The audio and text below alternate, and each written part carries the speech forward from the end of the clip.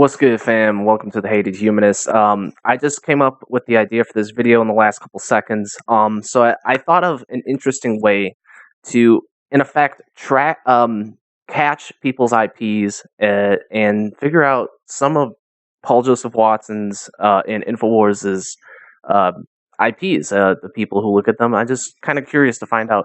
And by spamming links to my videos in Paul Joseph Watson's page, I found some pretty interesting. I tend to get Russian IPs from his Twitter account. So let's take a look real quick.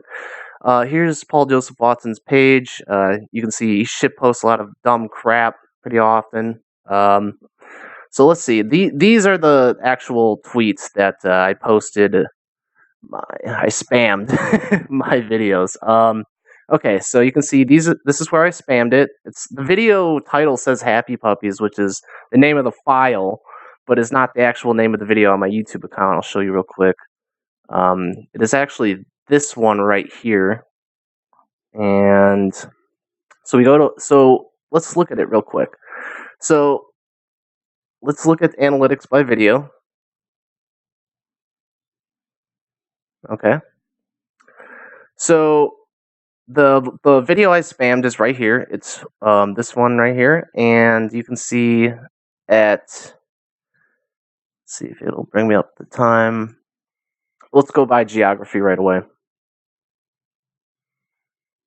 Okay. All right, so we got a couple IPs by United States, nothing out of the ordinary right there. One in the United Kingdom, two in Canada, nothing out of the ordinary right there. Of course, Paul Joseph Watson and Infowars clearly appeal to Western English-speaking audiences. There's nothing outrageous, nothing conspiratorial about that, obviously. But when you look down, let's see, we got two IP hits from Russia. And of course, I need to be very clear. On the top of that, that is not exactly controversial.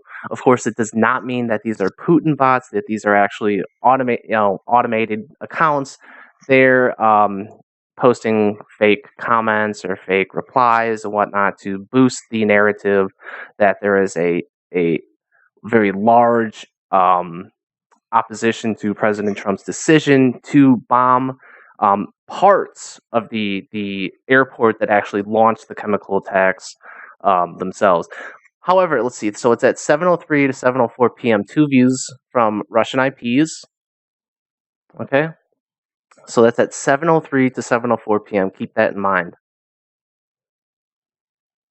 Okay, my computer is a little slow. Hold on, guys. Okay, so we see right here, and give it a second here. Okay, so we got 7:03 to 7:04 p.m. those two views. So we know for sure that those two views were from Russian IPs and that they watched the video from the links that I spammed in Paul Joseph Watson's Twitter account. So this is pretty interesting because it gives you a little bit of insight into the type of people looking at Paul Joseph Watson's Twitter. I just find this so interesting because the information or propaganda they post is so tightly aligned with Russian propaganda, anti-West, anti-NATO, anti-multiculturalism, the pinnacles of the pillars of Western liberal democracy, of NATO Western liberal democracy. And he just happens to post the same propaganda, the same talking points that are actively pushed in Russian media all the time in Vladimir Putin's Russia. So I'm going to have a more detailed examination, more detailed experiment in the future to try and show the Russian influence pushed by Infowars, by Paul Joseph Watson, by the Red Pill movement in general, and how closely aligned it is to Putin's anti-West, anti-NATO narrative or his propaganda operation.